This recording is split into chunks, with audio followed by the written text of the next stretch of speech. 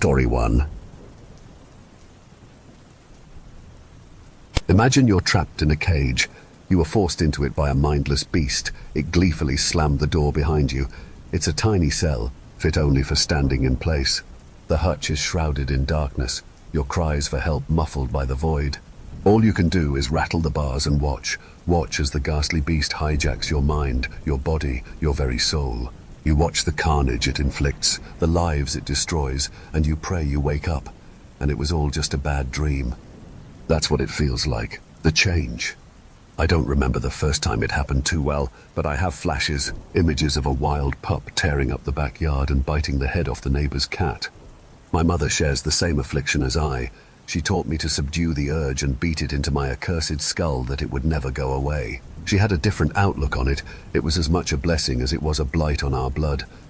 With time and control, it will be your greatest tool, was her personal mantra. I've never thought of it that way.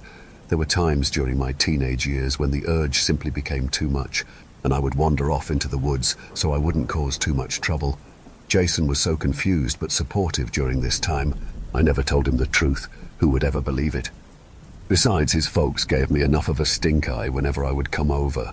They had this ancient-looking bloodhound that would slumber in the den.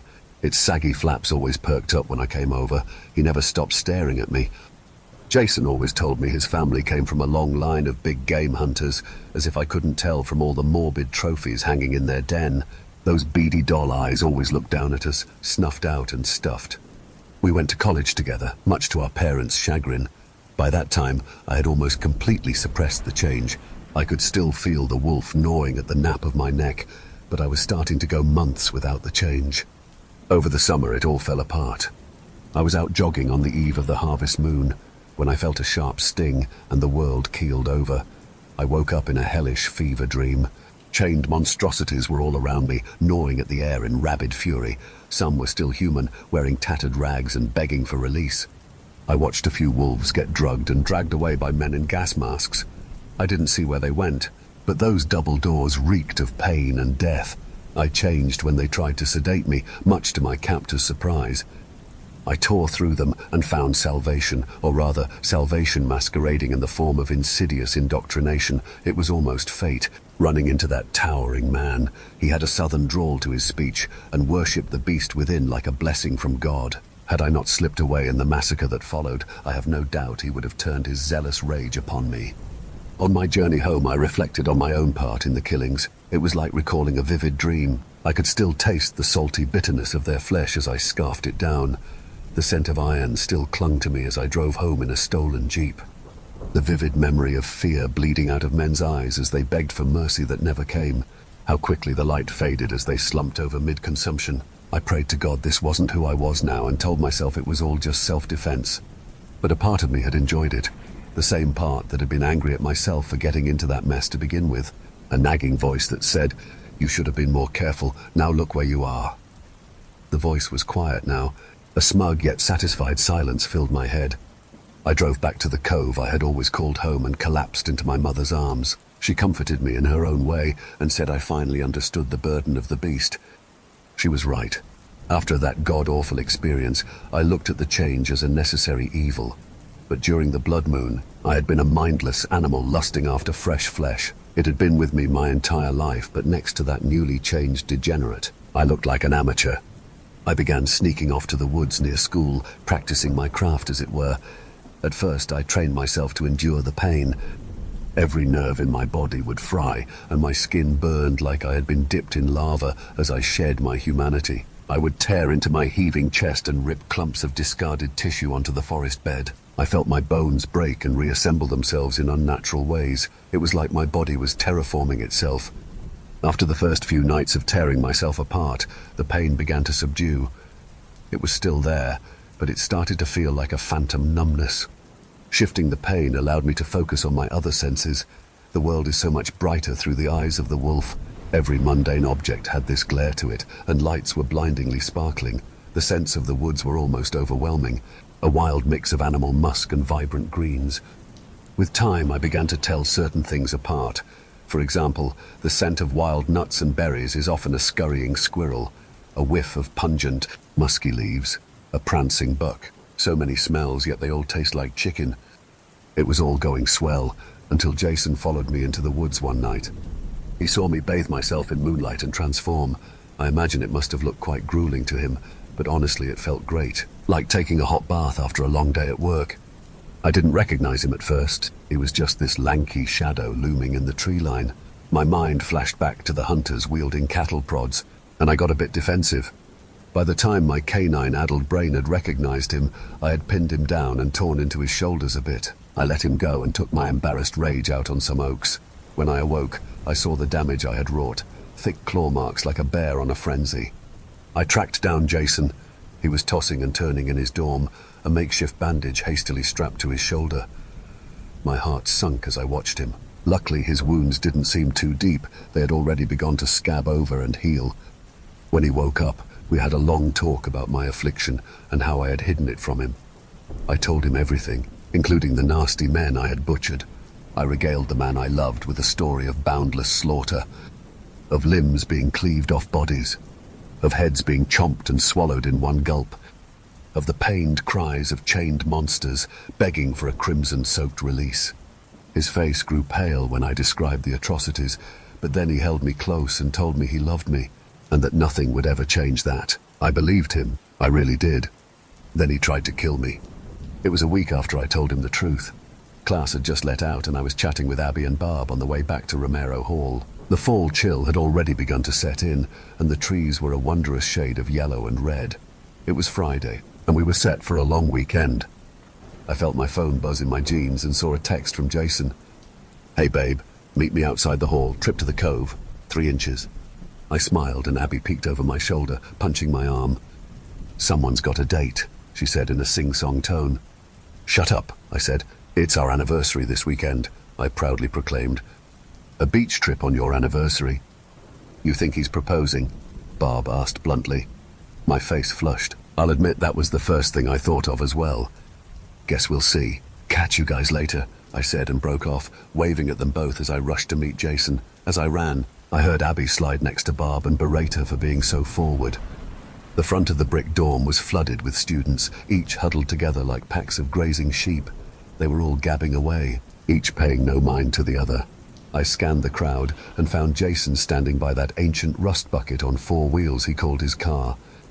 I ran up to him and gave him a big hug. He stiffened in my embrace. I pulled back and noticed guilt stamped on his usually adorable mug. "Something wrong?" I muttered.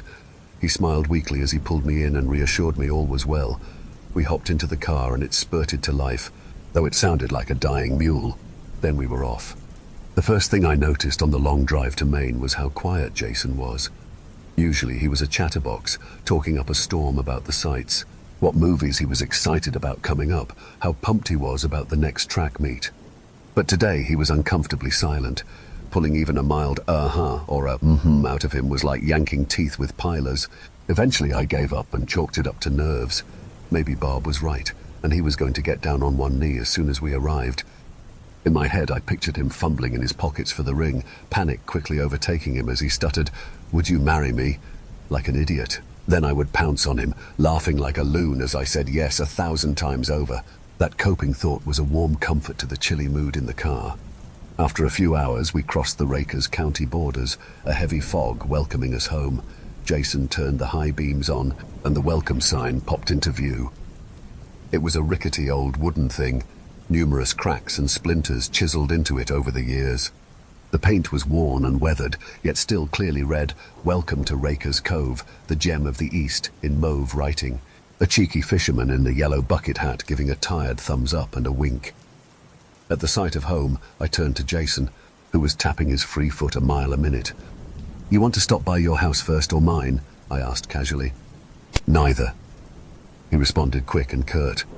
"I was thinking we hang out downtown a little, then have a nightcap down at the beach," he suggested. The beach had been where we first met as kids, each daring the other to sneak into the old sea cave, calling each other chickens for flaking right at the entrance. I rested my head on his broad shoulders and smiled sweetly at him. "Sounds like a plan." He didn't respond, and I couldn't help but notice his shoulder flinch at my touch. The downtown of Rakers is more like a beachfront strip mall, a line of shops and broken-down arcades that goes on for miles. We passed a bunch of old haunts like Tom's Curios and the Ye Old Tavern, which was a glorified shack painted orange. We used to sneak in there every Friday night our senior year. I say sneak, but we would just waltz right in. I doubt the prune of a bartender gave a rat's ass about the drinking age. I once saw someone who looked at most 10 drowning themselves in a pitcher of swill. To our right was the beach, white sand like a field of sodium. There were spots of black strung around the sandbar, seaweed and flora the ocean had regurgitated back onto the shore. We used to spend the dog days of summer treading the sand searching for shells. At the far end of the beach, the monolithic sea cave loomed over the town like a bleak beacon. Birds circled its spiring top. We parked near that watchful peak. It seemed to blot out what little sun there was left this late in the day. We stretched out legs in the shade, then walked the boardwalk hand in hand. Jay was finally starting to come to life a little. The soothing trip down memory lane was doing wonders for him. Above us, the night sky started to settle in, but the boardwalk was still busting with life. We window shopped a little, loitering in front of more than a few storefronts. In his free hand, Jay was holding a picnic basket, which he kept eyeing nervously. I squeezed his hand reassuringly, and he seemed to relax a little. We passed a thrift shop with some delightful little trinkets in it, and tucked away in the corner, I saw a wedding dress. It looked gorgeous, and I immediately pictured myself walking down the aisle, Jay eagerly awaiting me in that baby blue tux he wore to our first real date. I pointed it out to him, trying to hide the excitement in my voice. "That's such a lovely gown, wouldn't you say?" I asked. He looked past me, the crimson soaking into his pale face, giving him away.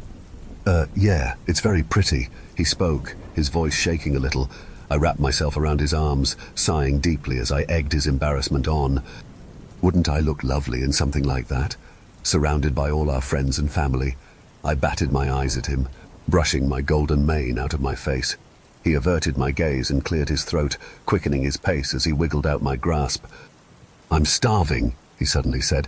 "Let's grab a quick bite at Striker's." He pointed out the ice cream joint a few doors down and hurried towards it. I stuffed down my wounded pride and hurried along, still convinced he was just nervous about proposing. "Love makes you blind, I suppose." I caught up to Jay, the door ringing as he opened it. He nearly let it close on me, then corrected his mistake. He gave me a sheepish look as I brushed past him, starting to get a tad miffed. The inside of Striker's marvelous iced cream emporium was obscenely white. The walls were pristine with nary a smudge of dust on them, and the pearl-toned floor was so polished I could admire myself in them. The place was set up like an old-fashioned diner. Rotating leather-cushioned seats adorned the counter. You could sit and eat, but there was really only elbow room. Standing behind the counter, tending to large vats of ice cream, was a whistling man wearing a smoke. He had long, frizzled hair that was grey and waspy. He was bald atop of his head and wore a little milkman's cap. His idea of a joke, I assumed. He turned to face us, one of his eyes drifting ever so slightly to the left. They were a pale green, and when he smiled it looked like a dentist's wet dream. He licked his overtly chapped lips and swung his arms in the air in surprise. "Why, I'll be the ill-gotten son of a milkman. I haven't seen you kids in ages," he sweetly sang. We walked up to the counter, giving a polite nod to Mr. Striker. "Been up at school, sir?" I said. "Oh, I bet you kids have been getting into all sorts of mischief there.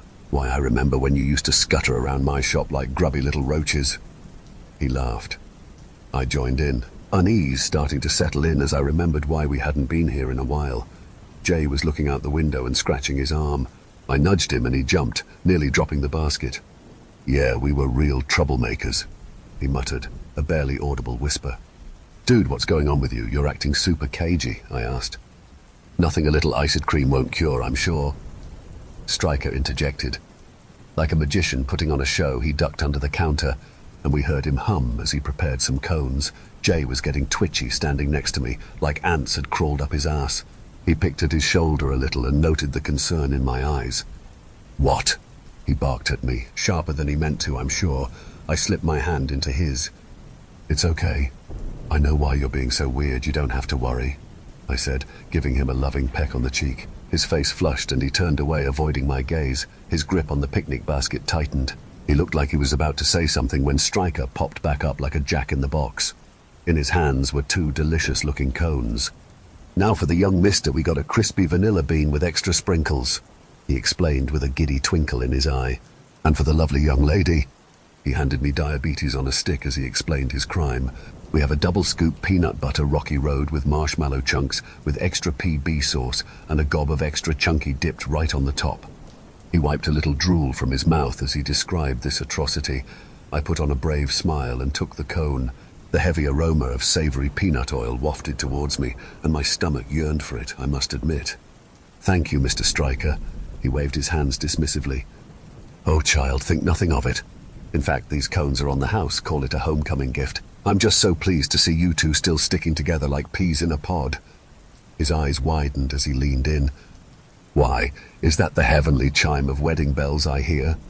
He laughed. Jason Forster dry chuckled, his face turning beet red as he dug into his cone. I started to lead him out the door before Stryker annoyed him further. He waved us out with a big old dopey grin plastered on his face. The door chimed open, and we were greeted by the chilly night. We lingered outside the storefront for a moment, digging into our frozen treats. Past the glob of peanut butter that stuck to the roof of my mouth and left a slimy peanut taste as it slid down my gullet. The Rocky Road was quite good. I noticed it had this oddly familiar aftertaste to it. I couldn't quite place it, though. My train of thought was interrupted by Jay taking my hand and motioning towards the sandbar. The night crowd had begun to turn in for the night, and the full moon hung low in the sky. I felt peaceful staring up at that lunar giant. "Come on, there's a spot up ahead a little that'll be perfect," he said, a sly look creeping onto him. We raced up the beach, sand kicking up like dust devils nipping at our heels. Behind us, stores shuttered for the evening, the town behind us growing dimmer, yet the stars above growing in their beauty. We found an even enough patch of sand, and Jay began to set up. Wrapped up neatly in the basket was a beach blanket and some bottles of wine and glass tumblers. There was another box he set aside next to the basket, and I pretended not to notice it, though my heart fluttered at the sight of it. He turned to me and set the wine aside. I slurped up the last of my ice cream and grinned. "That was great. I love peanut butter," I said. Jay nodded, still scratching his shoulder. "Yeah, one might say to an unnatural degree," he muttered. He grabbed one of the wine bottles and the cork popped with a satisfying grunt. He grabbed 2 glasses and looked at me. "I'm sorry. I've been a bit much tonight. I wanted tonight to be special, and I feel like I'm blowing it." He sighed. I took his hands. They felt warmer than usual, and softly caressed his knuckles. "It's okay. Just say what you need to say." As he looked at me, I saw a flash of sorrow on him, but it quickly faded. He leaned over and kissed me, and I melted at the sensation. He grabbed the glasses and turned to the basket, fumbling for something. While I waited for the wine, I stared out to the sea. It was so calm that night. Not a cloud in the sky, just a trillion shinning eyes looking down at us. The largest bulb was the pregnant moon. There was a time when sitting under it would fill me with dread and the ever-hounding urge. Now I could enjoy this peaceful night, timid waves crawling to the shore and distant crickets performing a symphony for us. Jay cleared his throat and handed me a full glass of red wine. It smelled like fermented blackberry, with a slight metallic chaser. I gladly took the cup from him, and he smiled, raising his glass and scooching closer to me. "I want to make a toast. To the best friend I ever had, the most beautiful woman I've ever known. I feel like I've been by your side my whole life." "Hell, I practically have," he laughed. I giggled as I felt tears start to swell in my eyes. The glass shook in my hand. I was so nervous. "I know I've been weird lately, but since you told me about, you know..." His shoulder twitched at the unspoken memory. "I've been struggling with a decision. Looking at you now, I think I'm making the right one." He raised his glass. "To you, Tamara, my first great love." We clinked glass, the first part sweeping by me as I took a long gulp. I felt the wine slide down my throat and began coughing. The flavor was bitter and strong. "Hell of a drink," I winced. Jay looked on unfazed. The change was subtle, but I could see it in his eyes. Before I could get another word out, I began a coughing fit. My throat was on fire. It felt like I had swallowed liquid napalm. I could feel the vile liquid sear a path down my esophagus. I was clawing at my skin. I could feel it sink to my stomach like a hard stone. It was radiating agony throughout my body. I opened my mouth to cry out, but I just kept coughing, blood sputtering out with each heave. I painted the sand with crimson as I collapsed to the ground, a hacking mess of misery. Jay stood up, his face a stone mask of disdain. He reached down into the tiny box he had brought and opened it. He fetched a small pouch and dumped it onto the ground next to me. I yelped and gagged as it lightly singed my hand. The silver was potent, even as a pile of dust. Tears were streaming down my face as my insides tore themselves apart at the seams. I looked up at him, eyes blood red from choking. I tried to get up, but the pain was unbearable. He reached back into the box and pulled out foul-smelling gun. He aimed it at me without a second thought. His hands were shaking, his neck tweaking as he aimed it at me. "I'm sorry about this," he said, his voice uneven yet stoic. "But when a beast bloodies its hands, you have to put it down." "Please," I choked out, reaching out to him. I steadied myself as best I could, my every rapid breath like a dagger to my silver-lined lungs. Blood dribbled down my chin, and I tried to plead with him. That's when I felt cold steel club me against the face. I returned to the sand, coughing up fresh blood. Even Jay looked surprised at how hard he struck me. The gun was like a frightened child in his hands. It quivered like he hadn't touched it once in his life. "Stay down. Don't make this harder than it needs to. The way you talked about eating people, it made me sick. You really thought you could brag about how great human flesh tastes, and I'd still want to touch you, let alone look at your putrid face. I can't believe I blinded myself to seeing what you really are, a fucking mongrel." He spat at me. His words stung more than the bruise forming on my cheek. His eyes flashed ruby red with fury, and I heard the hammer click. I had only one shot to save myself, but to change now would be utter agony. In a panic, I grabbed some bloodied sand from the ground, and right before he fired, I threw it in his face. He gasped and stepped back, the gun firing wildly in the air. The shot meant for me danced around my mind as I focused on purging the poison from me. Jay was groaning, grabbing his head as he desperately tried to wipe the dirt from his vision. I crawled through the sand, the scent of iron and salt all around me. In a desperate act, I shoved my fingers down my throat, gagging on the taste of dry sand that came with them. I could feel the bile within start to swell as the purge began. It burned like hellfire coming back up. I let loose a stream of sanguine fluid mixed with dissolved peanut butter and sparkling bits of dust. As I let loose the contents of my stomach, I could hear Jay muttering to himself. He had dropped the revolver in the commotion. I stared at the growing puddle of filth in front of me, this sludge gifted to me by a man I thought loved me. Rage began to overtake me. How dare he do this to me? He calls me a monster after all we had been through. I loathed the blood I had shed. I hadn't enjoyed the slaughter under the blood moon. But I would enjoy this. The change came upon me like a tsunami of passion, fueled by grief and a primal need for vengeance. I ripped the cloths from my back and tossed them like bloody rags to the floor. Clumps of skin came with them. My flesh tore like thin wrapping paper. I felt no pain, only malice. I stood tall, steam from my burnt insides pouring out. I towered over Jay by at least 2 feet, a nice feat considering he was 6.4. He squinted at me, still blinking out the last of the sand. The gun was hanging from his grasp. His arm jerked forward, and it fell to the ground. He looked at me with madness in his eyes, his face like a raging bull. He grasped his twitching shoulder, the only sound between us my rumbling growls. I felt fantastic. The pain from the poisoned chalice had unleashed me. Jay's tweaking body stepped back, the veins in his neck strained. "Stay back, you filthy animal, look at you!" He spat. I heard him. I just didn't care as I advanced on him. "God, stay back!" His voice was gruff and full of bass, a far cry from a man about to be disemboweled. Why does it itch so fucking much?" he bellowed as he clawed at his arm. His eyes left mine for only a sliver of a second, and I took the opportunity to pounce. I sunk my gluttonous jaws into his neck. I lifted him into the air like he was a bundle of sticks, and I did what any dog does with a new chew toy. I shook. He flailed around like a human ragdoll, arms uselessly striking my hide. Each blow felt weaker as blood spewed from his jugular. He tried kicking me, a pointless endeavor. I released my grip and he flew onto the sand. His mouth was agape like a drowning fish, a weak hand clasping his neck, desperately trying to keep the red from spilling any longer. I clomped towards him, claws extended. He couldn't get out a final breath as I leapt at him. I began to tear into his chest, tunneling into him like a rabid dog. My talons were like knives, cutting through his tender tissue with ease. Every laceration felt like a shot of adrenaline. The inside of him began to look like a blended mess. As I ripped and slashed, it felt like I was tearing apart every good memory I had of him. Our first date dashed to ribbons. Our first kiss a mauled kidney. A future with him I had craved more than anything, dashed to bits like splattered brains. I ravaged his body until I was satisfied, and when the mist cleared and I was standing there with viscera dripping from my claws, I could barely register the split-open thing in front of me. Parts of him were still convulsing, nerves shooting out their last painful orders. I didn't feel horrified at what I had done. I was glad. It was the first time in a long time I felt peace with what I am.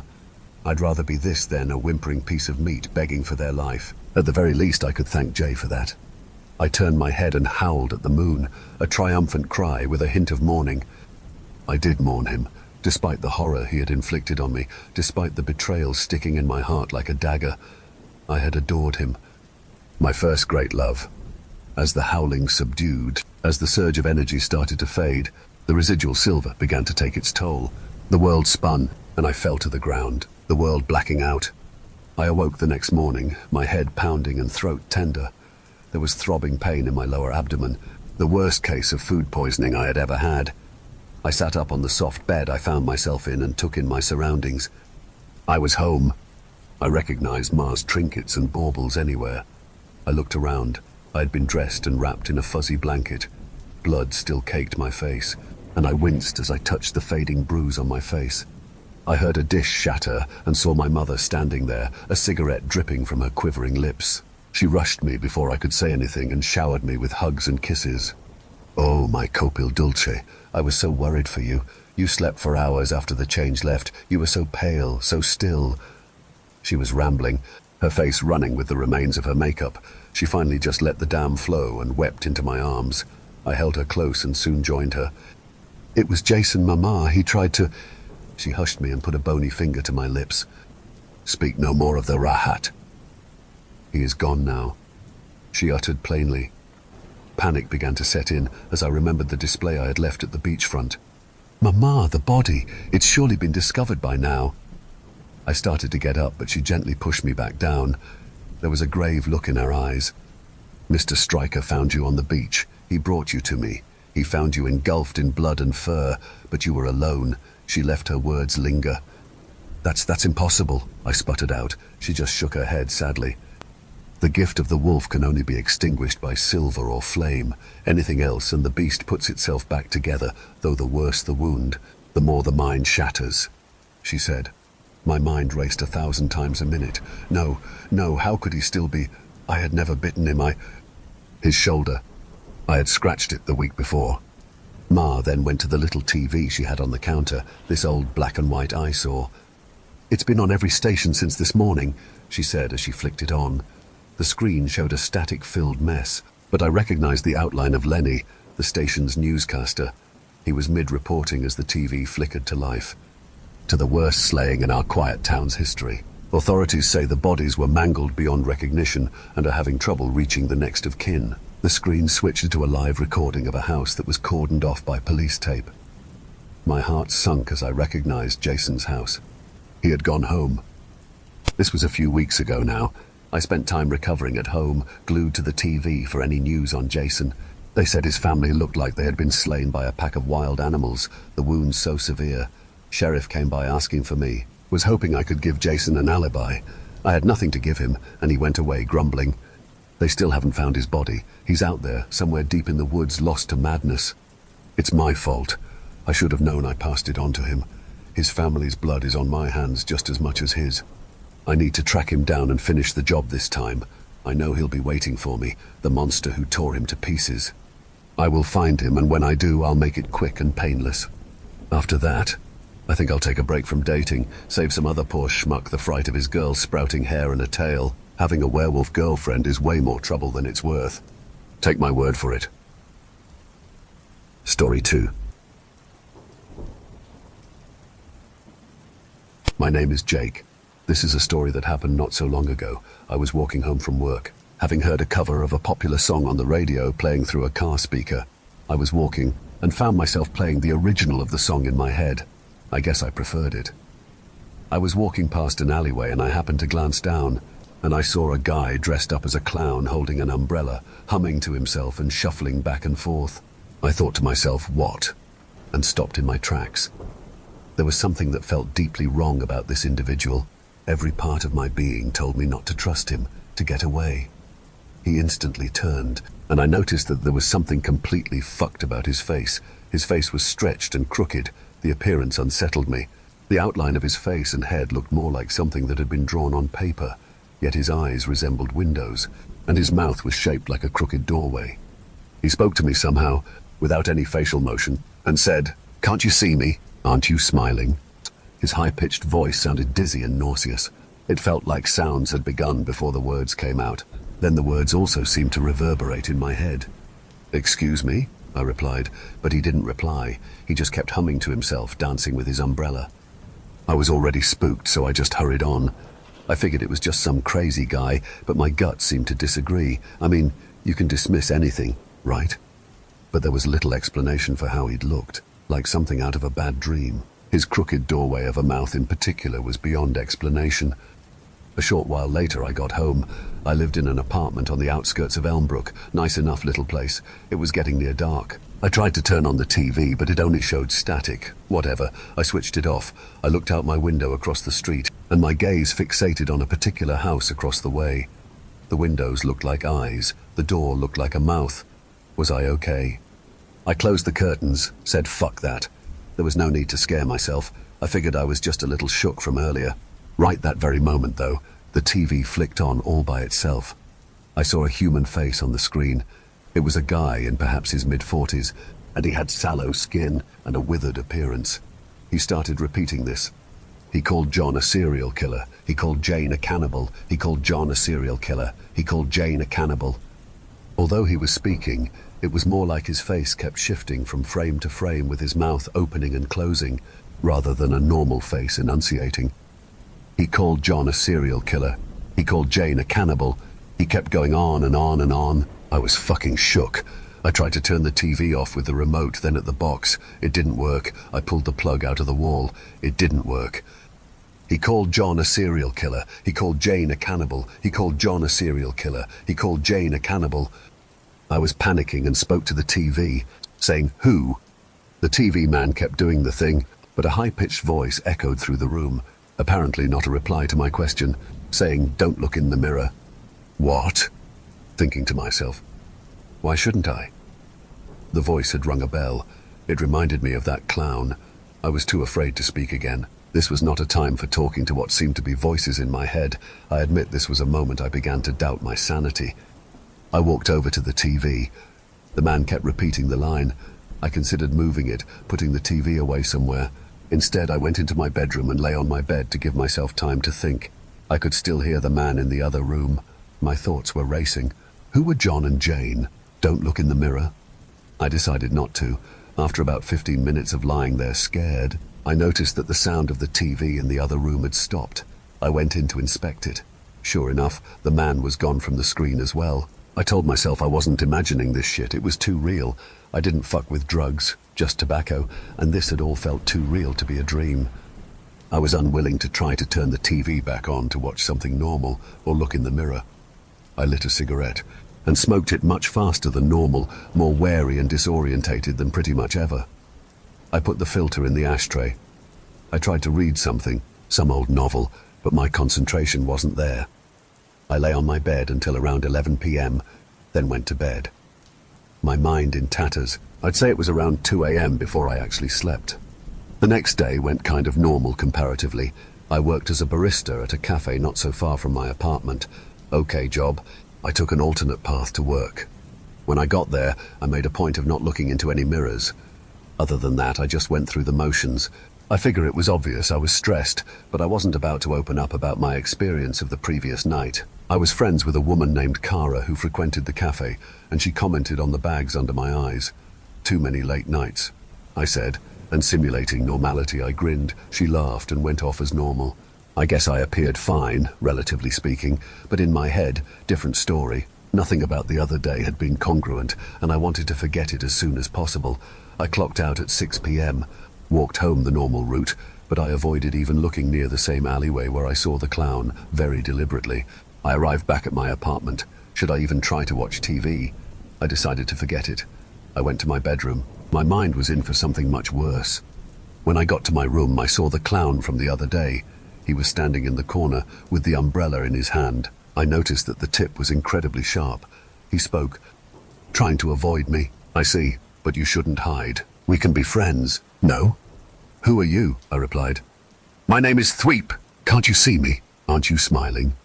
What? What do you want? Oh, just to warn you, don't look in the mirror, even if they tell you to. Tell me, who? You're not to look in any mirror ever again. Thweep then ran towards me, took his umbrella and plunged it into my neck.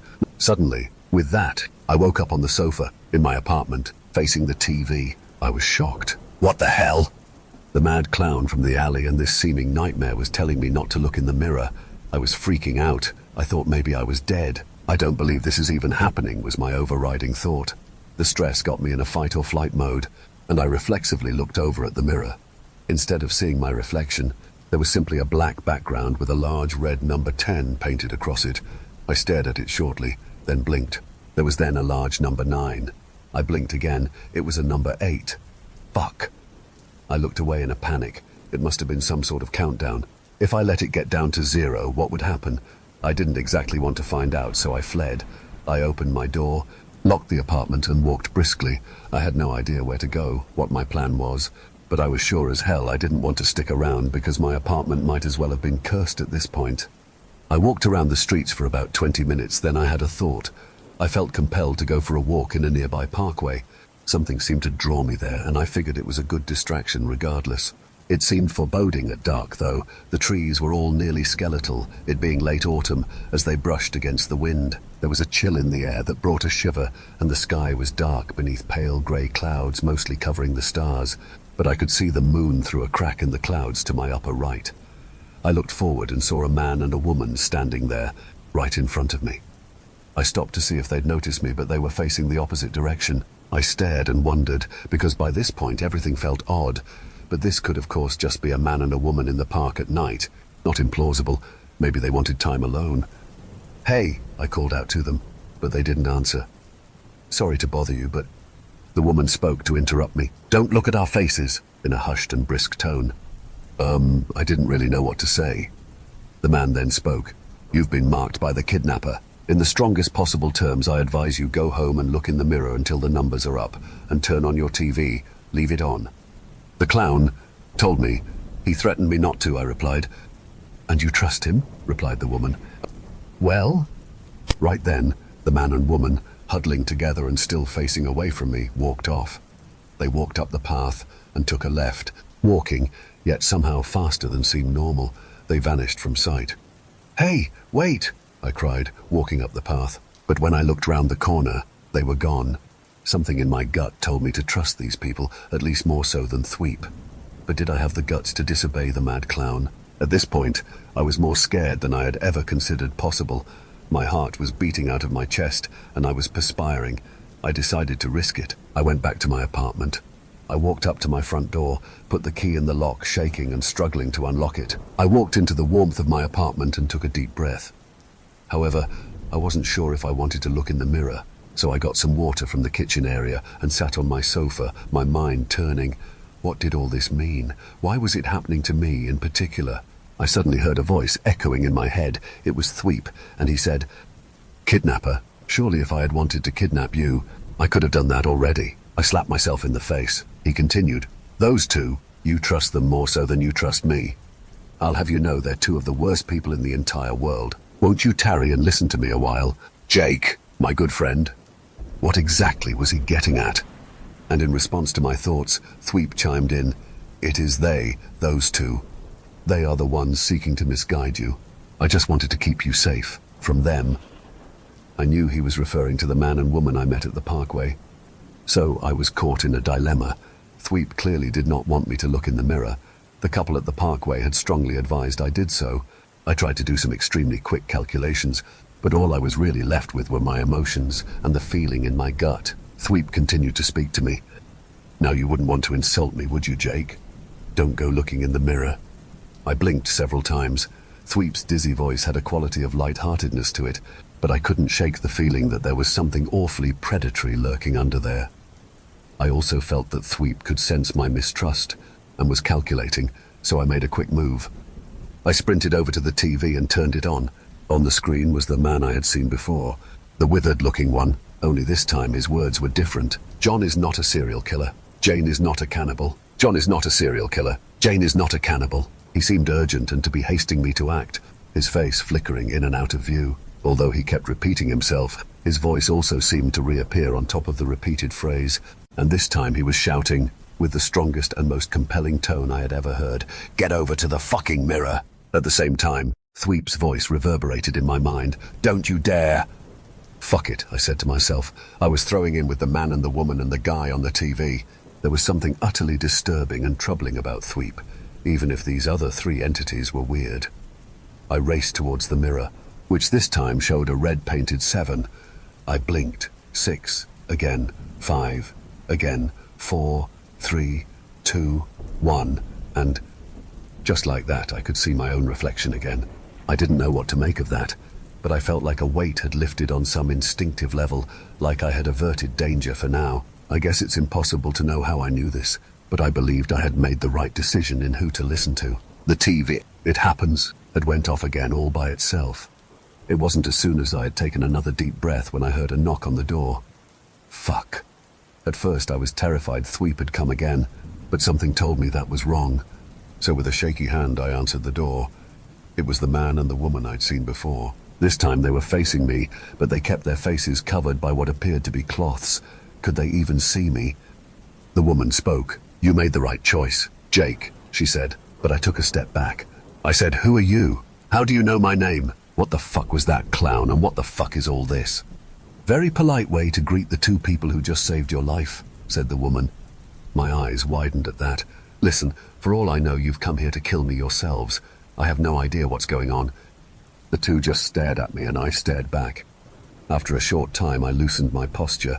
I was scared, but I swallowed my pride. I decided to trust them and said, "All right, please come in."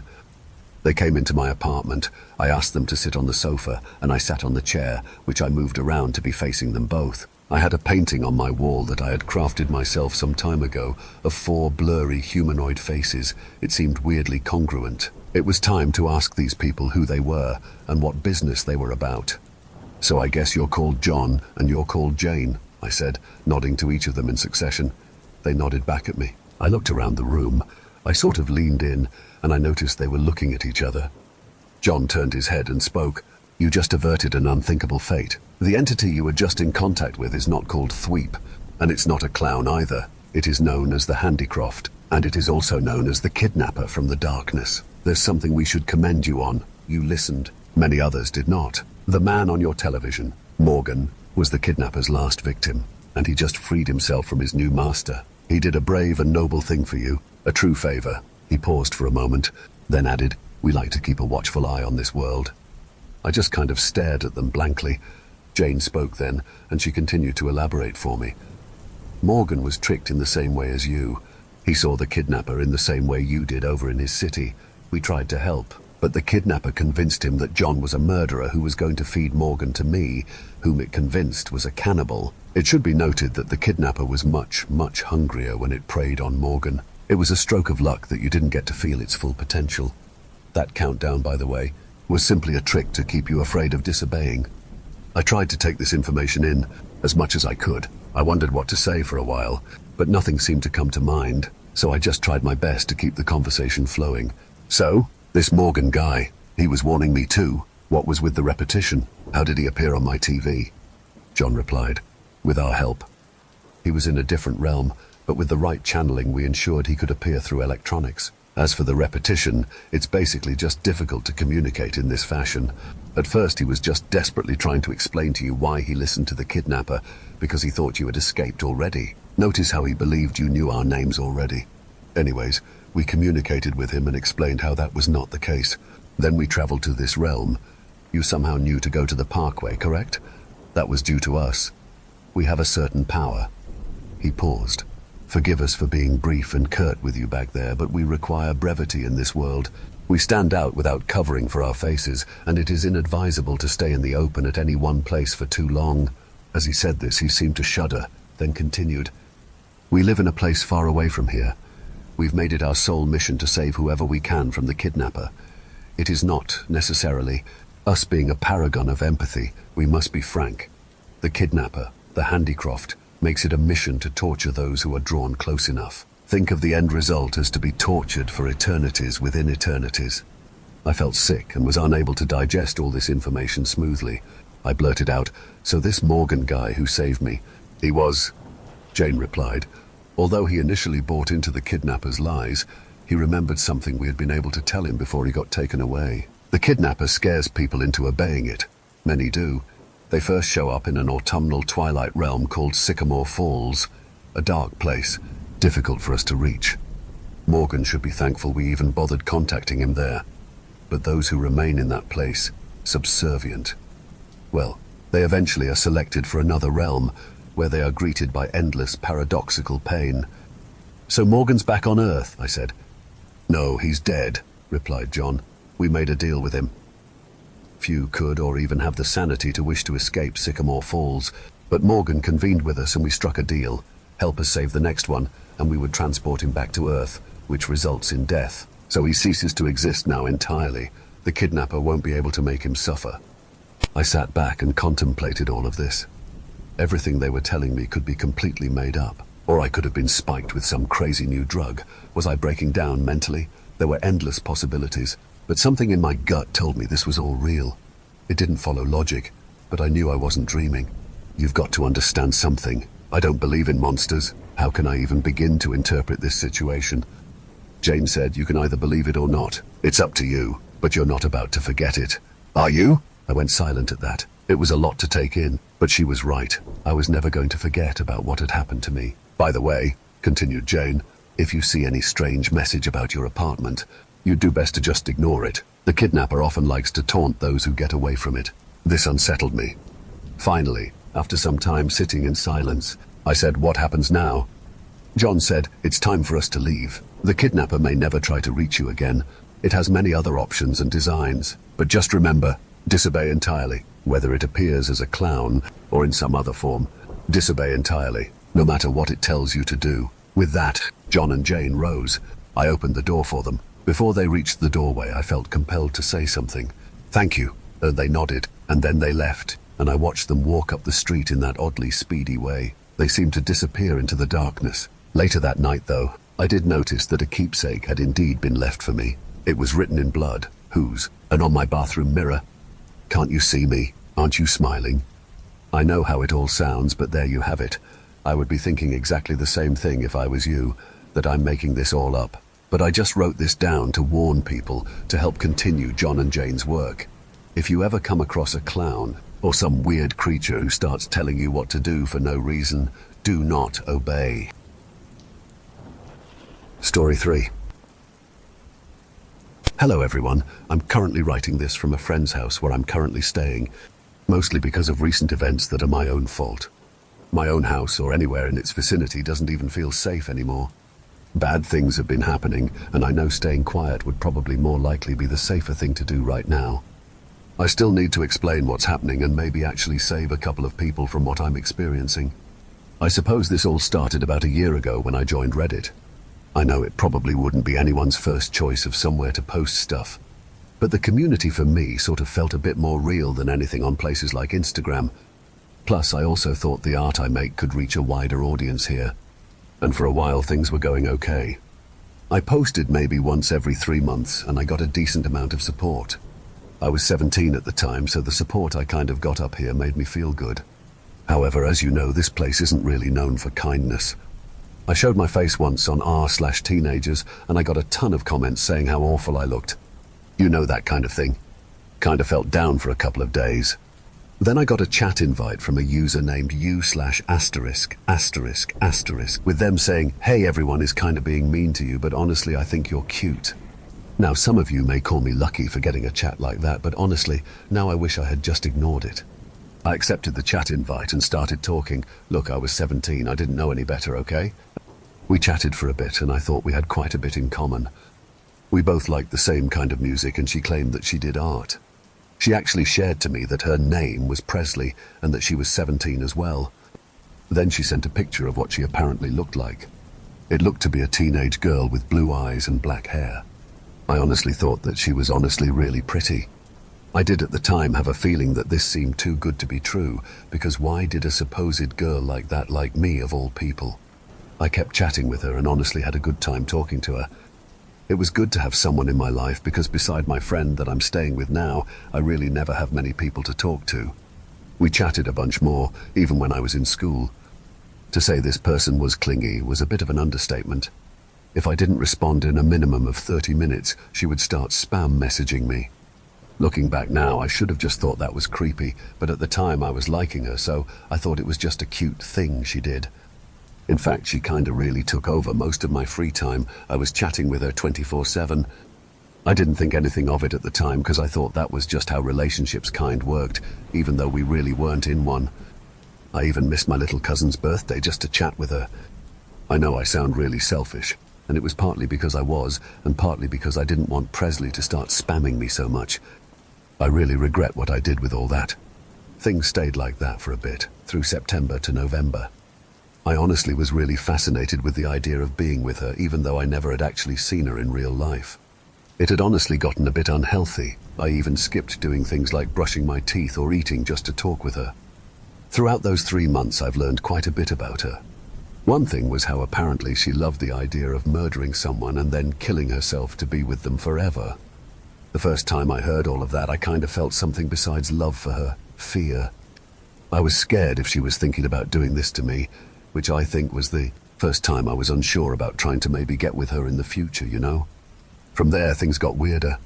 She told me way more than I know, like how she liked a movie called Slow Torture Puke Chamber. I never heard of such a movie, and honestly, I really didn't want to know more. I also mentioned she did art, and she showed me some of hers, and to say the least, I couldn't imagine any sane mind coming up with what she makes. One she showed me looks to be a rabbit skull. A real rabbit skull with an inverted pentagram on the head of the skull with a really dark red ink. More dark red than anything I've ever seen. This was shortly after her telling me about her wanting to murder someone for love, so this really freaked me out. Safe to say I wasn't talking as I was about a month earlier. I mean, how could I? She clearly wasn't sane, and I was afraid for my own being. Hell, I don't even know why I didn't just stop sooner. Maybe it was because I was so love-starved at the time or something else. Maybe I could have thought I could fix her.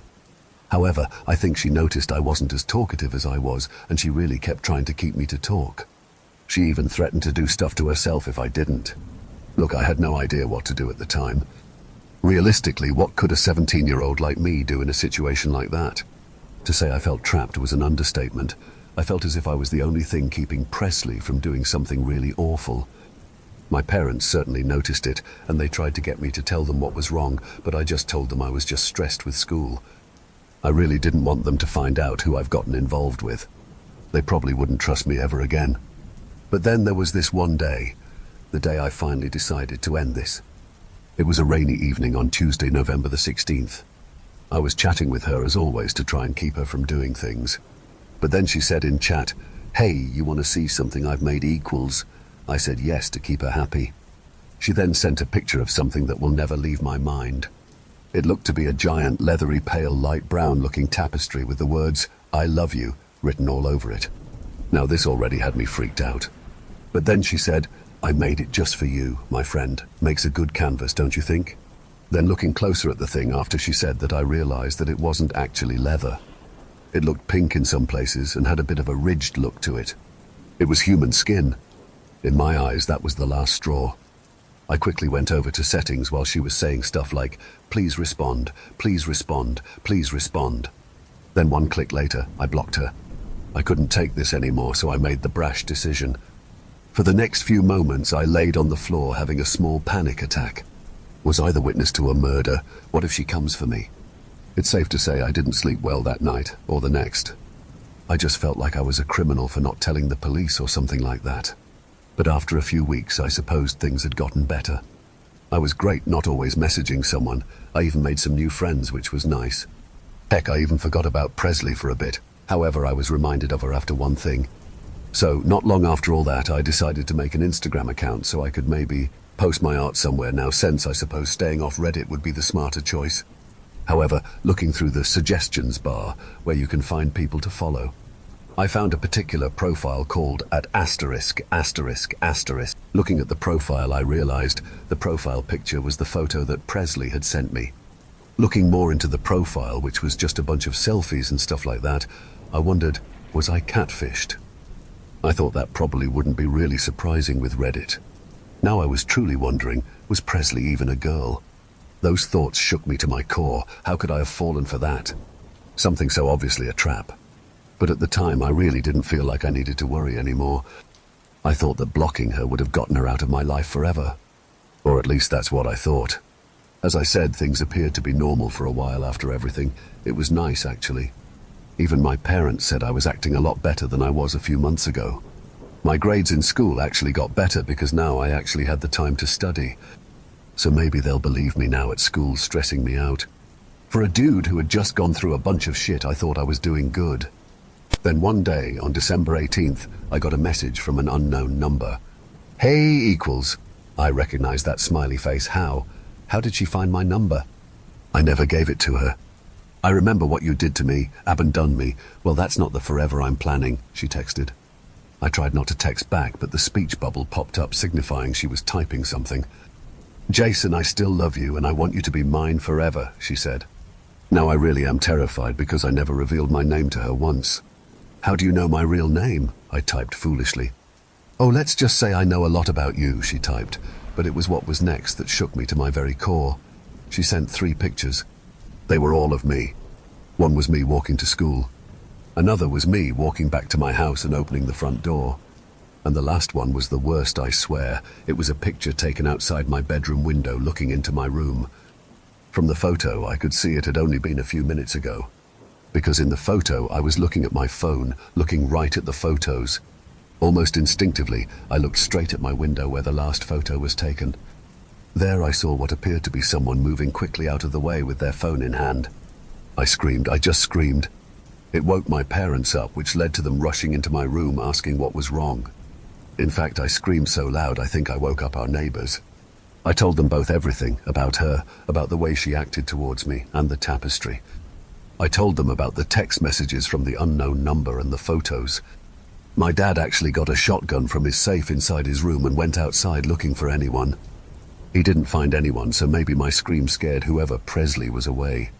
After he checked, they called the police and told them everything over the phone. Sure enough, 2 cop cars came to our house. 2 officers came inside and came to ask us questions while I think the other 2 went and searched the place for anyone. The officers, who were named Gavins and Ross, asked us the usual questions. Like, did I have any information about Presley? I told them not much beyond how that might have not been their real name. They also asked me if I had noticed anyone following me, and I said I didn't. After a few more questions, they asked me to try and describe who was at my window. I told them I only saw a short man in a black hoodie and gloves. After all the questions were said and answered, although with probably nothing helpful, they said they would make this a case. Although they did say they probably couldn't do a lot because there was so little information about this person. But they suggest trying to find somewhere else to stay for a bit until more info could be gathered about this person who had been stalking me. So since then, me and my parents have been staying at a family friend's house. Specifically my friend Evans, but that's not important. I guess I feel safer here and maybe things will blow over pretty soon. Maybe they'll catch whoever Presley is and I'll be good. However, just now I noticed some strange noises. It's someone pounding on the front door. Pounding on it like they are trying to break it down. On the other side, I'm hearing what sounds to be a middle-aged man screaming. Jason, open the fucking door. Open it. It's getting louder. I think he's gonna get in. Look, if anyone is reading this, please send help, please.